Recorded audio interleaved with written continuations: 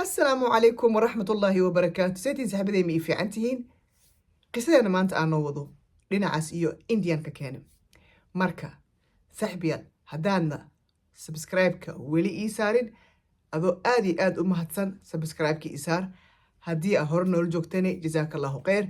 قصدنا وكسي سعننا مركا إن مالي مالمها كميد با هوي آبا ميل بادية دقن gabartoodii soo weynaatay oo guur gaartay. gabadhii waa laga soo doontay wiil waxaa soo doontay la yiraahdo iyo reerkiisa Shiva la dhahayo. gabadhii wiilku waa la isku daray 20 maalmood ka bacdi markii aqal galeen 20 maalmood kadib waxa dhacay wiilkii Shiva la dhahay tii Rabbiya u maatay uu geeriyooday. gabadhii reerka tacsiida markay dhamaatay oo maalmo la joogay gabadhii walaaca ku soo baxay. gabadhii meeshii bay waxay ku noqotay walaac. waa loo soo celiyay reerkii hooyadeed iyo aabaheed. gabadhii way wateen gurigooday u ceshteen ayadoo uur leh. waxa dhacday marka in aabaheed baa masruufi jiray oo reerka wax u keeni jiray. gabadhiis wuxuu yiri saan ma ku anfacayso, waa dhiman karaa. haddii aad dhintane gabadhaadii wax kuu fiiriya u baahan tahay, waa inaad meesha ka kacdaa oo gursataa nin kale si ninkaasi tad oo aniga haddii aan meesha ka baxo oon dhinto ama geeriyoodo adi iyo ilmahaaga si oo ini xanaaneeyo. gabadha waxay tiri aabe soo dhawow, aniga inaan gursado mar kale oo labaad ma rabo. gabadhayda qofkaan gursanaya inuu u ficnaan doono oo qof fiican noqon doono oo ila korsan doono ma ogi. marka ma qaadan kari riskigaasi tad. maraan gursaday ilaahay gabadhaanu isiiye, gabadhaydaan korsanayaa, waan shaqo tagayaa. waayuu yiri aabihii iyo hooyada way yeeleen. gabadhii way soo baxday, magaaladay gashay. waxay bilowday in ay soo qaadato minshaarteedii iyo buruskeedii iyo beeraha waxa lagu falan lahaa inay soo qaadato. meesha waxay ku bilowday inay beer mar fashto, mar dad dhagax meel ugu aruuriso, mar dad wax ay u dhaqdo. adiga waxay ahayd qof ku nool maalin kasta inay bannaan ku baxdo si ay risaqeeda wixii la ugu sahlo ay ugu soo qaadato. magaaladii waxay ka socon weysay rag. way yar tahay 22 ay jirtaa, 22 camal ay jirtaa. gabar yar waayo oo qurux badan. markay magaalada marayso raggii bay meelay ka marto waysi. mar kastaba waxa waaye meel kastaba waa loo taagan yahay. shukaansi iyo dhib ay u adkeysan weyse. bis maalmaha ka mid waxay tagtay meeshaanaytod ay waxa ku caabudaan jinniyad ay ku caabudaan ay tagtay.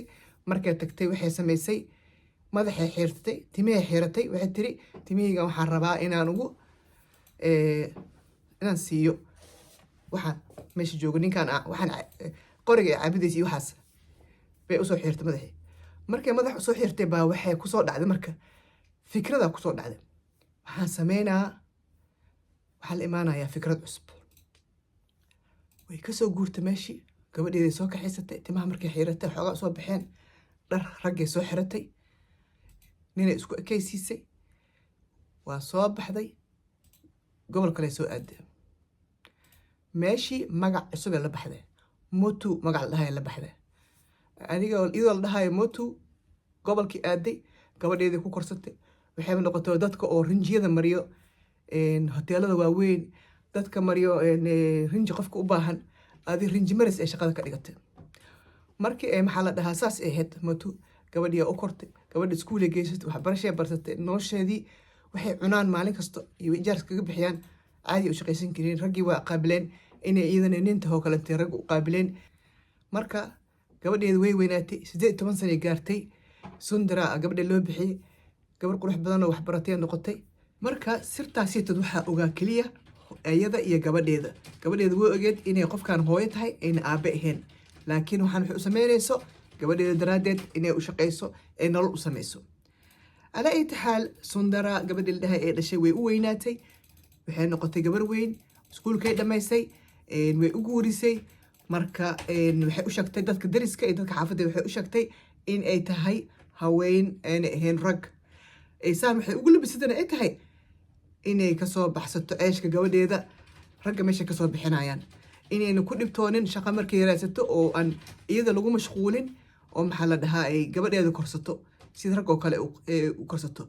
heer waxay gaartay xataa markii oo maxaa la dhahaa musqulaha la isticmaalayo ragga musqulahood inay isticmaasho si aan loogu shakinin waqtigaasitod marka xaafadda dhan way u sheegtay waxay dhaheen waa kaa dambeynaa oo waa ku respect garaynaynaa sababta waxa keenana waxa waaye naftaada baa waxaa u hurtay gabadhaada koriinshaheeda inaad maxaa la dhahaa aan ku dhibtoonin marka qof waxaa tahay lagu daydo oona maxaa la dhahaa qof la ixtiraama baa tahay dowladda waxay u suubisay warqad u dirsatay arji u qoratay ee tiraahday waan weynaaday hadeertaan aniga marka waxaan u baahanahay dowladda dee wax igu caawini karto inay lacag igu caawinto marka arjigaasna way dirsatay maxaa la dhahaa xaafadine xaafad waxay noqotay oo caan dad baaba imaanayo oo turiiste ah xaafadda oo ayada la sawiranayo oo ayada gurigeeda ugu imaanayo marka ayada daraaddeeda xaafadana caan ku noqotay gabadheedana way korsatay noloshooda meeshaasitooda waxay ku noqotay bashbash iyo barwaaqo maanta intaasaa raba inaan la wadaago aad iyo aad aad mahadsan tihiin ilaahay ha noo naxariisto idinkii annagaba waalidkeen iyo waalidkiin walaad muslimiin ba allah u naxariisto rabbi subxaana watacaalaane waxaan ka baryaynaa raxmadiisa waasic ah inuu janaatalfirdows alaclaa iskugu keeno wada kulmiyo assalaamu calaykum waraxmat ullaahi wabarakaatu